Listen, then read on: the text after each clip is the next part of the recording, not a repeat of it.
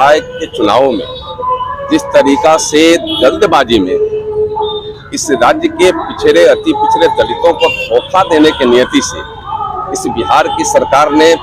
जल्दीबाजी में चुनाव की घोषणा कर दी। आनन फानन में बिना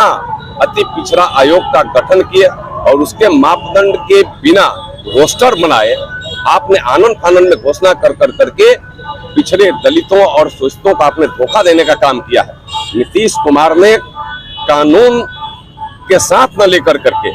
धोखा देने के नियति से इन पिछड़ों के लिए जल्दबाजी में चुनाव की घोषणा किया है। हमारा एक डिमांड है, भारतीय जनता पार्टी आज पूरे राज्य में ऐसे धारणा के माध्यम से नीतीश कुमार को सीधे संदेश देना चाहती है। नीतीश कुमार आज राज्य के आप जिस तरीका से पिछड़ों को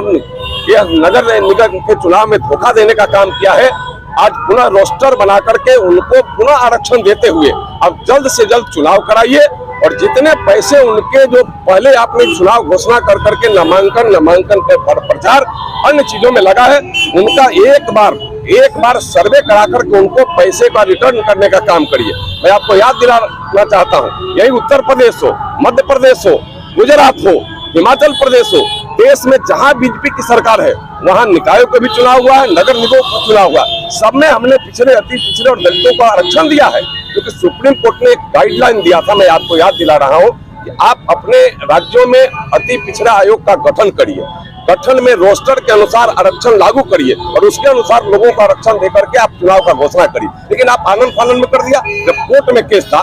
तो आपको 10 दिन बाद आप घोषणा करते, 20 दिन बाद घोषणा करते, आयोग का पूर्ण गठन कर घोषणा करते, लेकिन आपने नहीं किया। मैं आपको याद और दिलाना चाहता हूँ, जब हम यहाँ सरकार में थे 2006 में जब यहाँ निकाय के चुनाव हुए, हमने रोस्टर बनवाया, उस समय के जो कानून और नियम था उसके अनुसार हमने पूरा सिस्टम बनाया और आज जो पंचायती राज व्यवस्था में जो आज आरक्षण लागू है यहाँ, उसमें हमारा देन है, भारतीय जनता पार्टी का देन है कि हमने पूरे नियम कानून के तहत कर करके और उस समय जंगल राज के बाद जब प्रथम बार जब हमने चुनाव कराया तो पूरे शांति के साथ रोस्टर के साथ माताओं के, बहनों को, पिछड़ों को, अति पिछड़ों को, दलितों को हमने सबको आरक्षण देते हुए चुनाव कराया और आज भी वो लागू है। आपको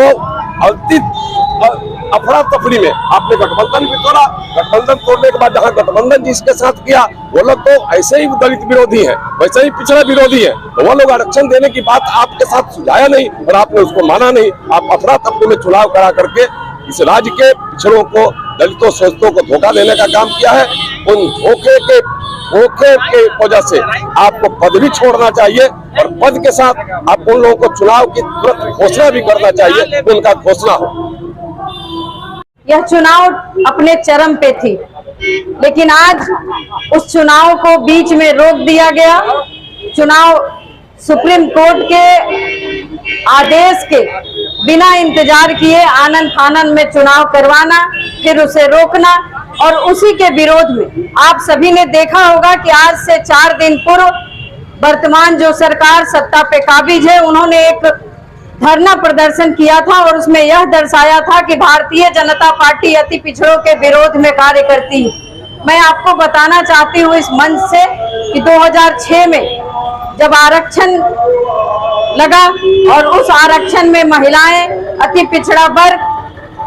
दलित समाज जो आगे आया वह सिर्फ इसलिए आया क्योंकि हमारी एनडीए की सरकार थी। उस